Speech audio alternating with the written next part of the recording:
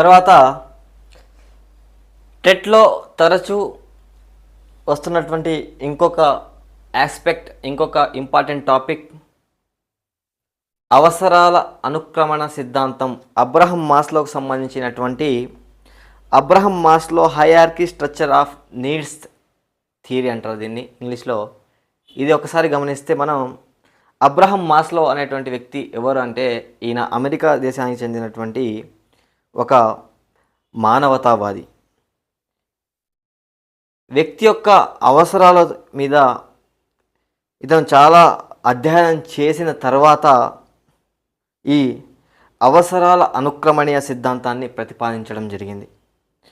వ్యక్తి యొక్క అవసరాలను నిచ్చెన యొక్క మెట్లతో పోలుస్తూ ఒక అవసరం తీరిన తర్వాత వేరొక అవసరం యొక్క ప్రాధాన్యత ఏర్పడుతుంది అనేటువంటి విషయాన్ని మనకు అబ్రహం మాస్లో తెలియజేయడం జరిగింది. ఇతని పూర్తి పేరు అబ్రహం హెరాల్డ్ మాస్లో. ఇతను అమెరికాకు చెందినటువంటి మానవతావాదిగా మనం గుర్తుపెట్టుకోవాలి. ఉదాహరణకు ఒక వ్యక్తి ప్రాథమికంగా తన ఆకలి తీరిన తర్వాతే అలంకరణ గురించి ఆలోచిస్తాడు. ఈ విధంగా ఒక్కొక్క అవసరం తీరిన తర్వాత ఇంకొక అవసరానికి వ్యక్తి అతనిలో కోరిక అనేది మొదలవుతుందన్నమాట. ఈ విధంగా అబ్రహం మాస్లో అవసరాల అనుక్రమణ సిద్ధాంతాన్ని ఒకసారి మనం అర్థం చేసుకోవడానికి ప్రయత్నిస్తే ఇది పిరమిడ్ ఆకారంలో వర్ణించడం జరిగింది.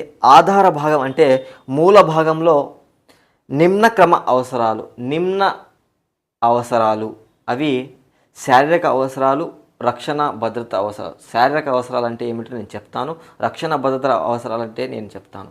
ఇక మొత్తం ఈ పిరమిడ్లో 5 స్టేజెస్ ఉన్నాయి. ఫస్ట్ స్టేజ్ శారీరక అవసరాలు, సెకండ్ స్టేజ్ రక్షణ భద్రత అవసరాలు, థర్డ్ స్టేజ్ ప్రేమ వాత్సల్యం, ఫోర్త్ స్టేజ్ గుర్తింపు అవసరాలు, ఫిఫ్త్ స్టేజ్ అన్నిటికంటే పైన ఆత్మ సాఫల్య అవసరాలు. పైన ఉన్నటువంటి రక్షణ దగ్గర నుంచి ఆత్మ సాఫల్యం వరకు ఉన్నటువంటి ఈ 3 ఉన్నత క్రమ అవసరాలుగా, కింద ఉండేటువంటి శారీరక అవసరాలు, రక్షణ భద్రత అవసరాలు నిమ్న అవసరాలుగా ఇక్కడ మనకు అబ్రహం మాస్లో గారు పేర్కొనడం జరిగింది. సమాజంలో ఉండేటువంటి ప్రతి వ్యక్తి ప్రాథమికంగా జీవించడానికి ఈ నిమ్న అవసరాలు అతి ముఖ్యమని అబ్రహం మాస్లో గారు తెలియజేయడం జరిగింది.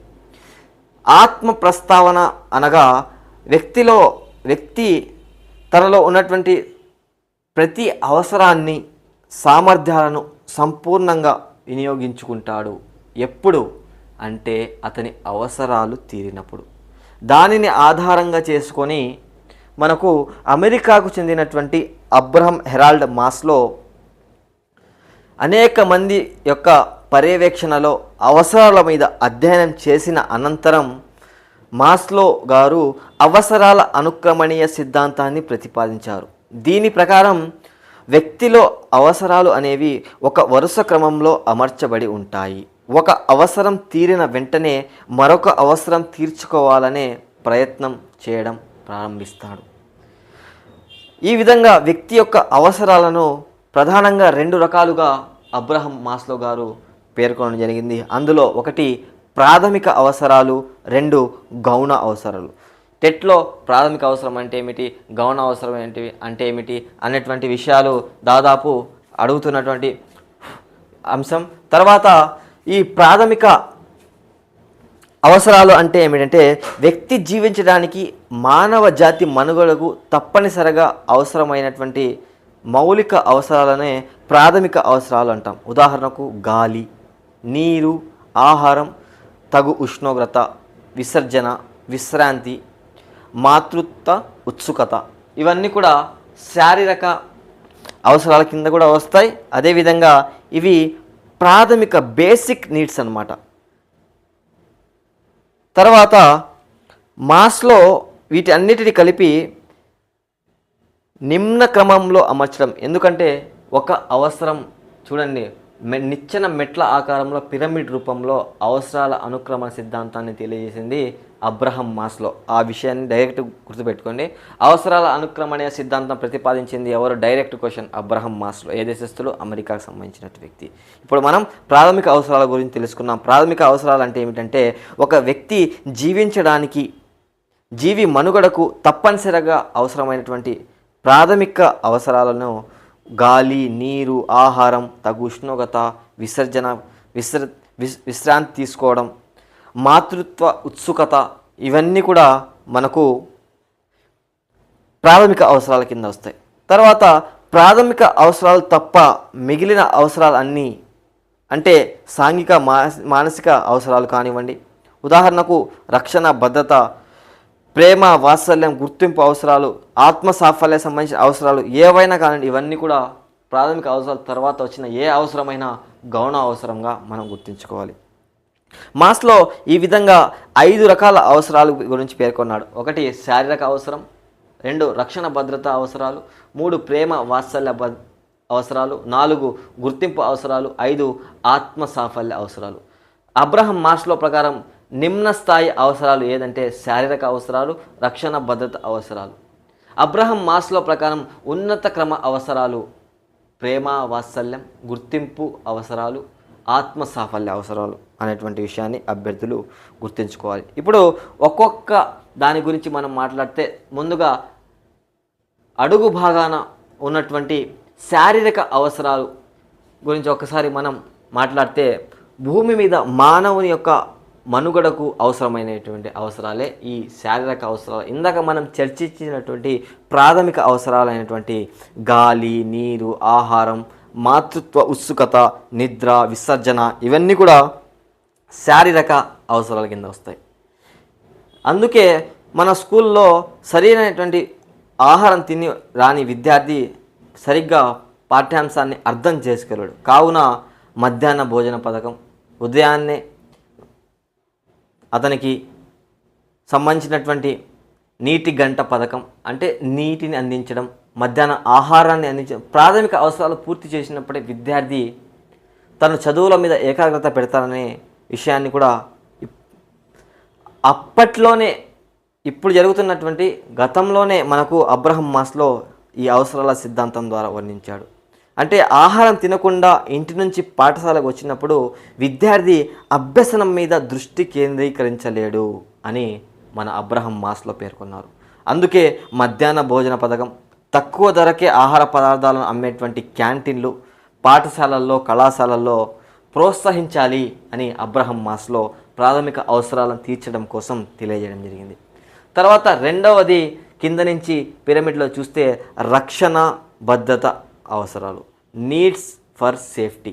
అంటే మొదటి ప్రాథమిక శారీరక అవసరాలు తీరిన తర్వాత రెండవ అవసరమైనటువంటి భద్రత లేదా రక్షణ గురించి వ్యక్తి ఆలోచించిన చేస్తారు. అంటే భద్రత అంటే ఉద్వేగంగా, ఆర్థికంగా, సామాజికంగా ఎలా స్టేబుల్గా ఉండాలి, మనకు దాని గురించి ఆలోచిస్తాడు.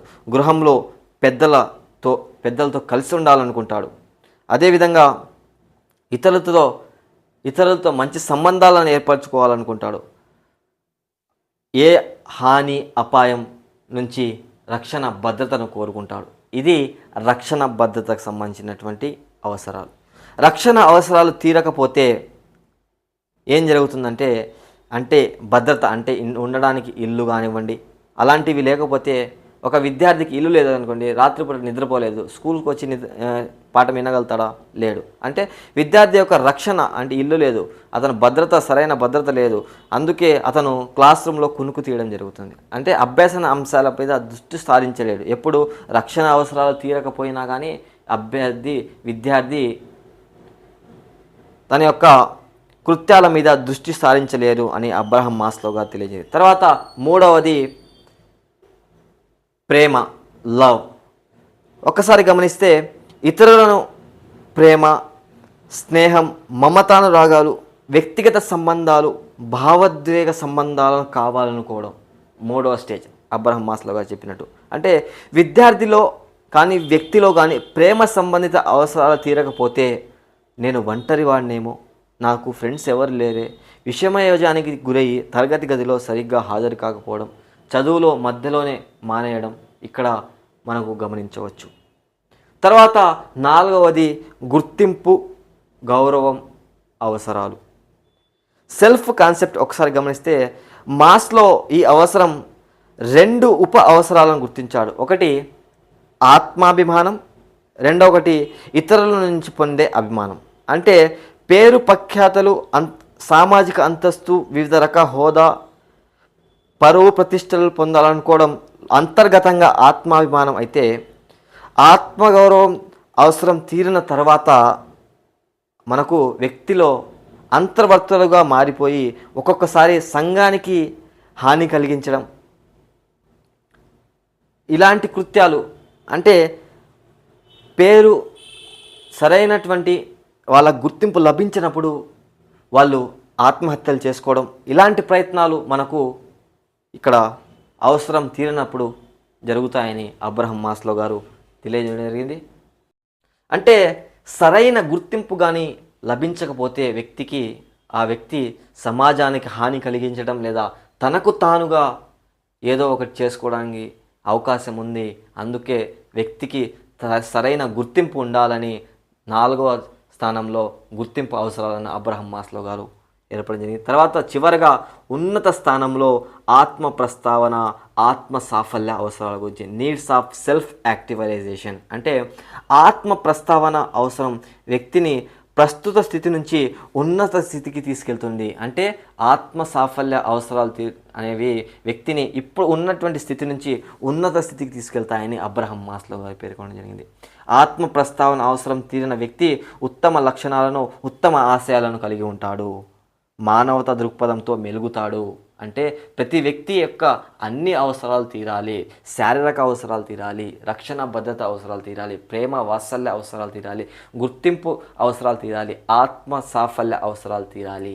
ఈ విధంగా ఆత్మ సాఫల్య అవసరాలు తీరినటువంటి వ్యక్తి సమాజంలో ఒక ఉన్నత వ్యక్తిగా, ఉన్నత లక్షణాలు, ఉన్నత ఆశయాలు కలిగినట్టుగా ఉంటాడు.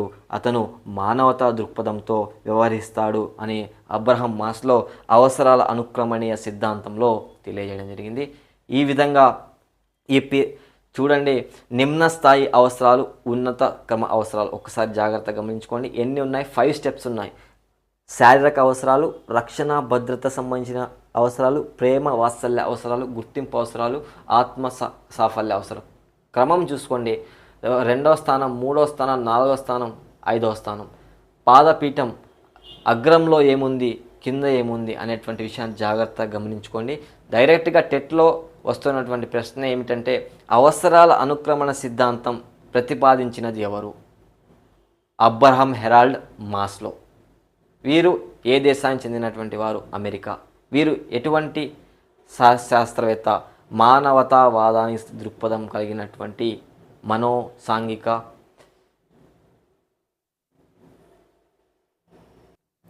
మనోవిజ్ఞానవేత్తగా మనం గుర్తించాలి. ఈ విధంగా టెట్ రాయబడినటువంటి అభ్యర్థులు, త్వరలో మెగా డిఎస్ రాసినటువంటి మిత్రులకు మా ఛానల్ తరపున మీ ఆశయాలు ఫలించాలని, మీరు మీ జీవితంలో ఉన్నతంగా రాణించాలని మనస్ఫూర్తిగా కోరుకుంటున్నాం.